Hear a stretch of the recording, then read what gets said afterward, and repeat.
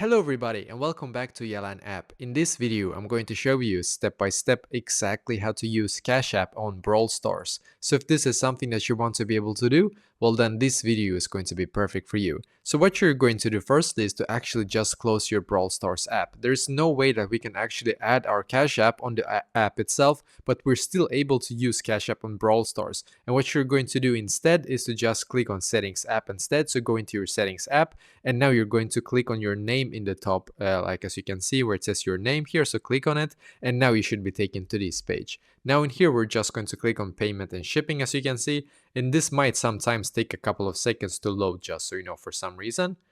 And perfectly, as you can see, we should now be taken to this page. Now what you're going to do in here, you're actually going to click where it says credit or debit card, as you can see. And in here, you're going to add your Cash App card details. So you need to be able to actually have a Cash App card. And then you need to add the details in here, as you can see, the card number, when it expires, and also the CVV, as you can see. And then click on done in the top right corner. Because when you actually do add your Cash App card, here then you will be able to, on App Store, if you have an iPhone, then on App Store you're able to actually buy for your Brawl Stars using your Cash App card.